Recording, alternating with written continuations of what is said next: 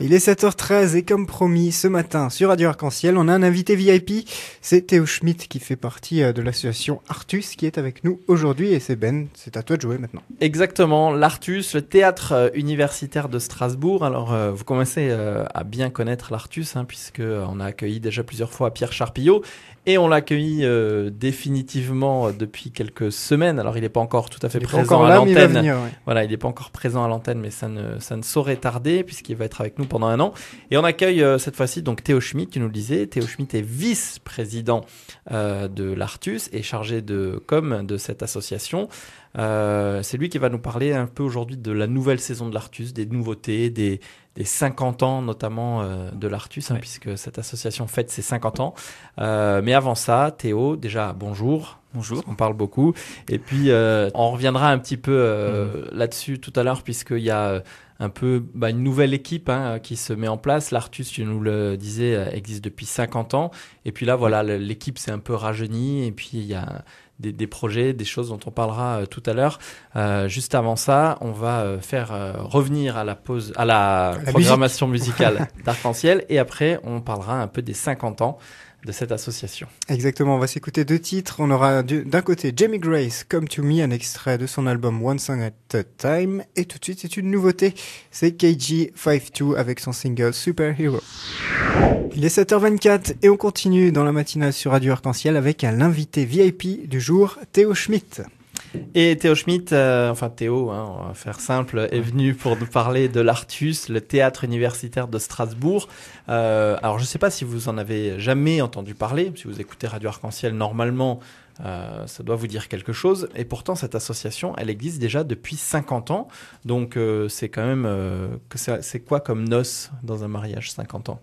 Ça va être les noces d'or ou quelque chose comme ça. Je crois. C'est quelque chose d'important, 50 ans. C'est pas la petite association qui vient de naître. C'est d'ailleurs le plus ancien théâtre universitaire de France. D'accord, voilà. Donc, vous voyez, je vous le disais, c'est quelque chose d'important. On va parler dans un instant un peu du rajeunissement de l'équipe et tout ça. Mais avant ça, tu peux peut-être nous dire comment est née cette association et puis un petit peu faire l'historique du travail strasbourgeois de cette association. Alors, je vais essayer de faire simple et plutôt court parce que c'est assez compliqué. Alors, à la base, c'était le TUS, donc Théâtre universitaire de Strasbourg, qui a été créé par le recteur Angelos. Voilà. D'accord. Histoire qui a été repris recteur après. Angelo, que tout le monde connaît. Voilà. Très bien. Il a une page Wikipédia en tout cas. Et voilà. Et donc ensuite, en 1977, il y a eu une scission en fait entre les différents membres de cette association. Il y a deux groupes qui sont clairement distingués, dont un qui était mené, on va dire, par Colette Weil, qui a créé ensuite l'Artus. Donc la scission en fait s'est faite tout simplement parce qu'ils n'avaient pas le même objectif en fait. La même vision. Voilà, la même vision. Ce qui arrive souvent quand on monte des projets. Et donc oui, Colette Weil a créé cette association et ça c'était donc un peu le tout début de l'aventure, quoi. C'était la poursuite, on va dire, parce que le TUS a été créé en 1963, donc on fête les 50 ans du théâtre universitaire. D'accord. Voilà.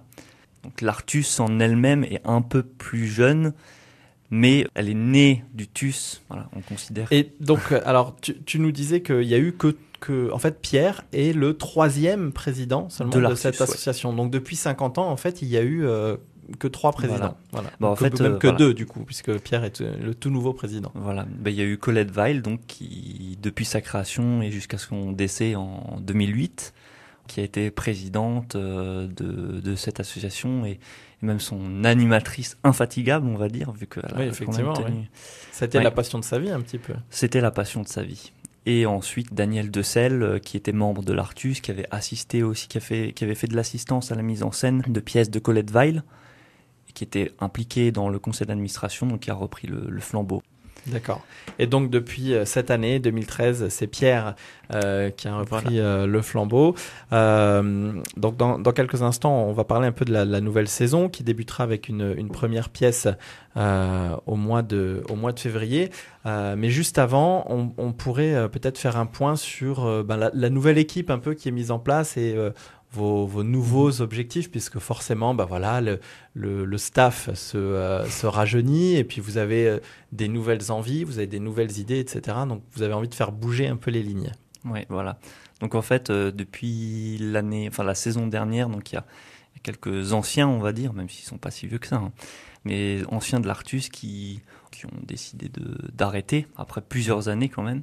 Donc, d'ailleurs, on les remercie beaucoup pour leur engagement au sein de l'Artus. Et donc cette année, on est une majorité d'étudiants dans le conseil d'administration, donc on va dire que c'est quelque chose d'assez exceptionnel.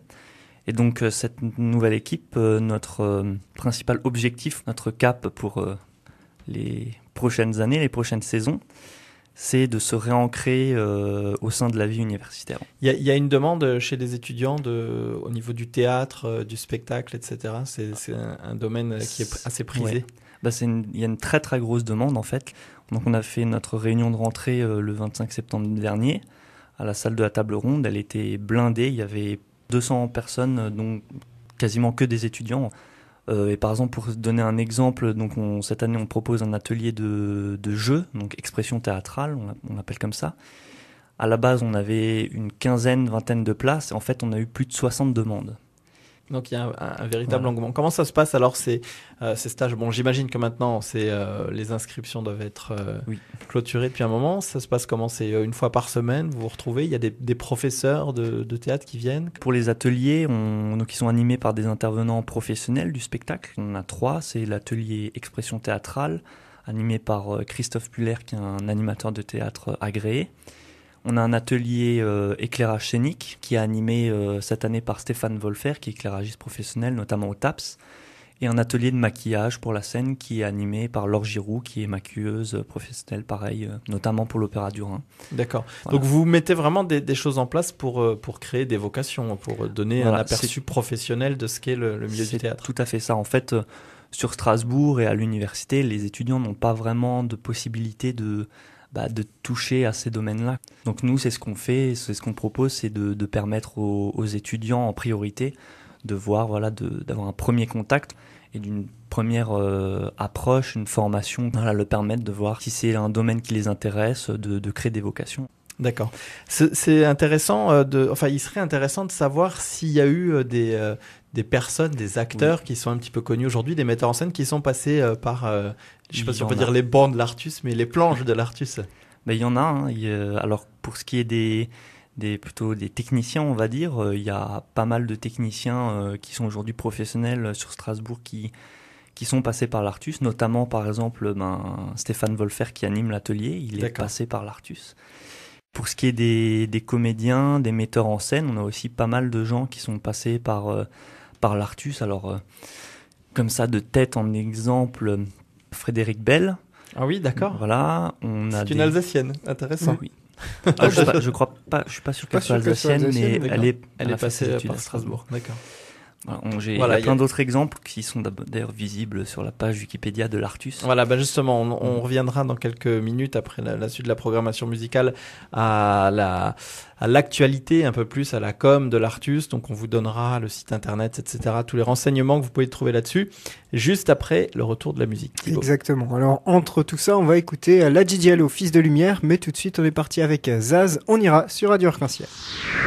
7h39, vous écoutez Radio Arc-en-Ciel et on va continuer à parler de théâtre dans cette matinale, puisqu'on est toujours avec Théo Schmitt, vice-président de l'Artus. Oui, dernière partie de cette émission en compagnie de Théo, donc de l'Artus, le théâtre universitaire de Strasbourg. On va maintenant faire un petit point sur cette nouvelle saison, la saison 2013-2014, avec 4 pièces qui sont programmées cette année, Théo. C'est pas forcément des pièces très célèbres, mais il y a quand même de grands auteurs. Donc cette année, on a en première pièce qui sera jouée, donc pour ce qui concerne la salle du Cube Noir du Krebs à Strasbourg-Königshofen. Donc on a Étreigner les étoiles de Lilian Lloyd, qui sera mise en scène par Louise Hurier, du 19 au 23 février. Ensuite, on aura L'amour dans une usine de poissons d'Israël Horowitz, mise en scène par Daniel Decelle, du 30 avril au 5 mai. On aura ensuite Peine d'amour perdu de William Shakespeare, mise en scène de Sylvain Cometti, du 8 au 13 mai. Et on terminera la saison à la choucrouterie par Le Libertin d'Éric Emmanuel Schmitt, mise en scène par Pierre Salzani, du 30 mai au 8 juin. Donc voilà, 4 pièces qui sont programmées cette année. On va parler un petit peu de la première d'entre elles, puisqu'il y aura un événement un petit peu spécial autour de cette pièce, Oui. Avec la présence de l'auteur. Pour résumer, on va dire, donc c'est une pièce qui parle de 4 amis qui sont réfugiés dans un abri anti-atomique.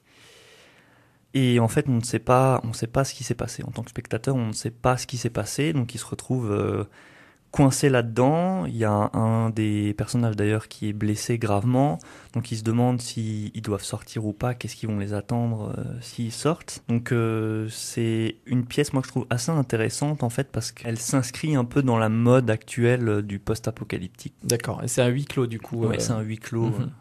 Et donc tout se passe, donc c'est une pièce un petit peu sous tension, il y a une c'est idée un peu, de suspense voilà. un peu, on ne sait pas exactement ce qui s'est passé. Il y a une ambiance assez lourde, mais il y a quand même aussi de l'humour. D'accord. C'est une pièce qui a été jouée dans la capitale déjà, j'imagine, et que vous reprenez un peu à votre compte puisque Lilian Lloyd, tu me disais, alors là, c'est pas forcément un auteur très connu, mais c'est quelqu'un qui est à Paris, et c'est un auteur professionnel. Oui. Alors sans trop m'avancer, il me semble que elle a été jouée, mise en scène par lui-même. Je crois pas qu'elle ait déjà été mise en scène une autre fois. D'accord. Donc c'est mise en scène par Louise Hurier, une membre active de l'Artus. On l'avait déjà reçue aussi, si je me souviens bien, dans votre émission VIP. On va parler un petit peu de communication. Où est-ce qu'on peut aller se renseigner, acheter déjà, réserver nos places, etc. Il y a les sites internet, il y a la page Facebook, le Wikipédia, tu nous le disais, qui est en train d'être remis un petit peu en place. Tu peux nous donner un petit peu tout ça? Oui. Alors je vais juste terminer par rapport à la pièce Étreignez les étoiles, donc un fait assez important, on va dire. Parce qu'on accueillera l'auteur lui-même, Lilian Lloyd, donc qui viendra à une représentation. Alors, on ne sait pas encore à quelle date, mais le public sera tenu au courant. Voilà, de toute façon. on pourra avoir ces informations sur le site internet, etc. Donc justement, le site internet www.artusasso.fr. On a aussi une page Facebook, un compte Twitter, une page Wikipédia, même une page YouTube. C'est pour dire. Où on peut retrouver effectivement une chaîne YouTube, où on peut retrouver notamment les petites bandes annonces des pièces, les petits trailers, notamment de Reservoir Dogs, qui étaient très bien faits. Quelques reportages d'archives vidéo. Voilà. Ok. Donc vous pouvez vous renseigner sur l'Artus, sur leur site internet. Redonne-nous simplement l'adresse du site. www.artusasso.fr. Artus-asso.fr. Artusasso.fr.